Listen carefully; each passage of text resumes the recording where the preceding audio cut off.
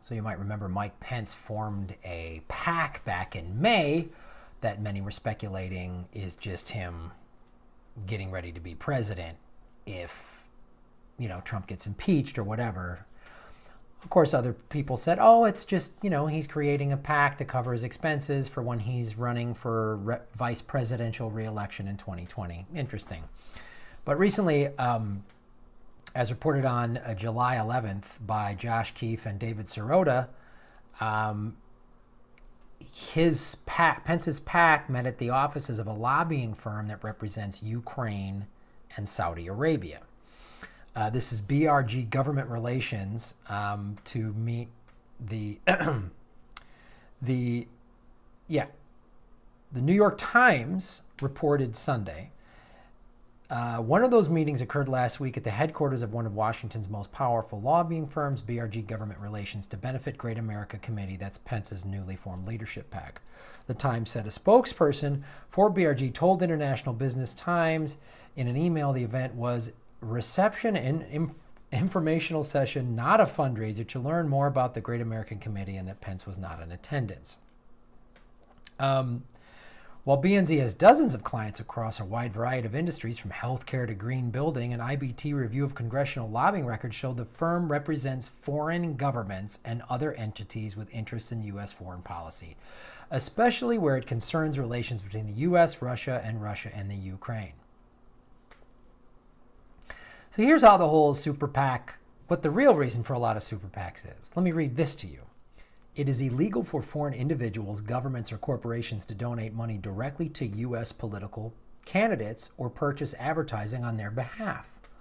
Those laws, however, do not restrict donations from American lobbying firms that represent foreign interests and governments.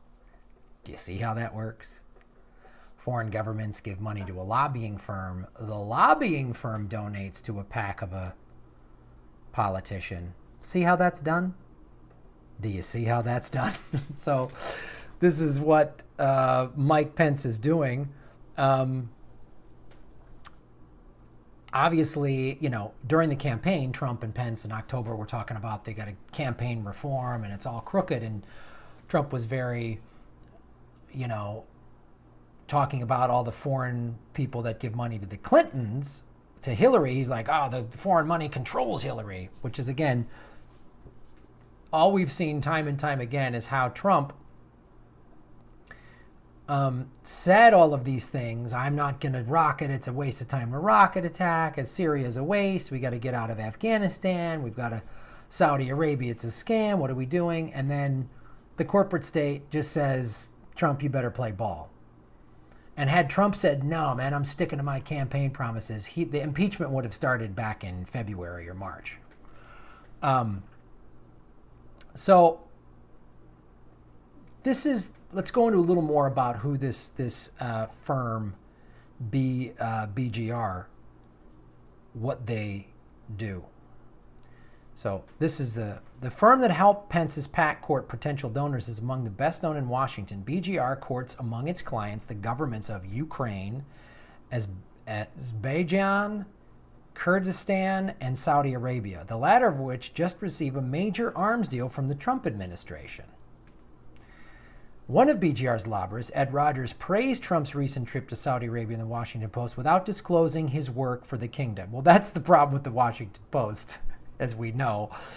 They're all, democracy dies in the darkness or whatever, and they're all corporate state. Jeff Bezos, of course, $600 million deal with the CIA. This is going to come as a shocker. BGR also represents Chevron. What? An oil company's involved in all this? No, oil's not involved in any of this stuff, which has hired its own in-house lobbyists to lobby on Russia sanctions earlier this year, as well as Ukrainian Russian oil company JKX Oil and Gas. In addition, BGR represents Alpha Bank, the Russian bank that prompted the interest of the FBI and internet sleuths after it was discovered the unusual cyber traffic was passing between the bank's servers and servers at the Trump organization during last year's election.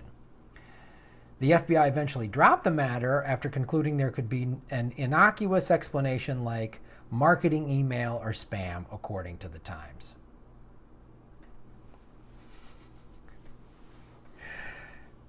Oh boy, of course oil is involved in this nonsense.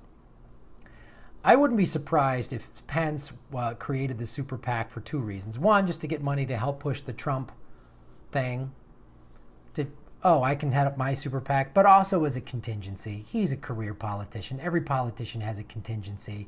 And the minute it looks bad, they just start jumping ship. If it looks like Trump is going to get impeached, everyone will bail on him, right? And start lining up with Mikey Pence. So this is a contingency plan for Mike Pence. No two ways about it. On top of it, so just kind of your standard, money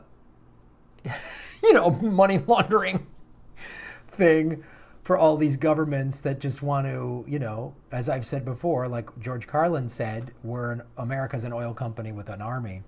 But here's some other good stuff. Why the Ukraine, of course, the government of the Ukraine has a vested interest in Russian-U.S. relations. The international community, led by the U.S., imposed economic sanctions on Russia after it invaded Crimea, part of the Ukraine, in 2014.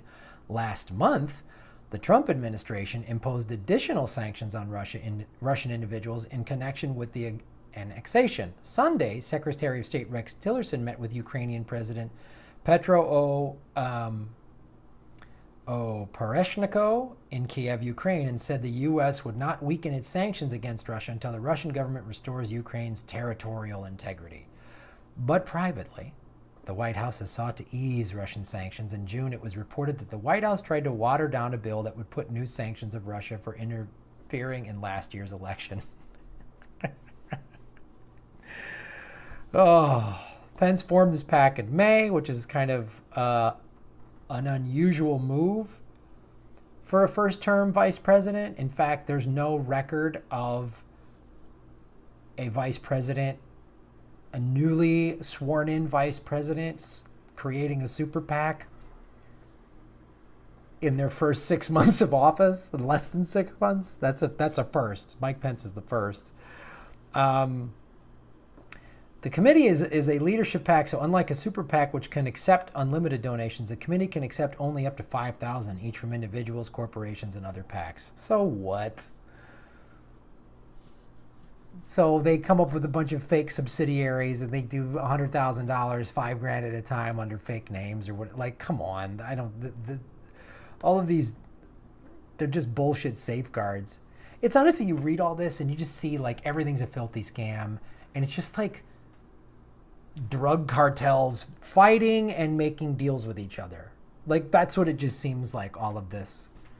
And Russia's just one of the gangs that the American government, which is a drug gang cartel, is doing, and just, it's just filthy business. That's all it is. So keep your eye on Mike Pence. He might want a Trump impeachment.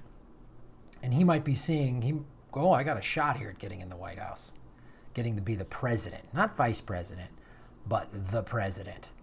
And I'll restore dignity, and and then he'll stop making offensive tweets, and he'll just do everything. He'll be quietly awful, and as opposed to Trump's, loudly awful.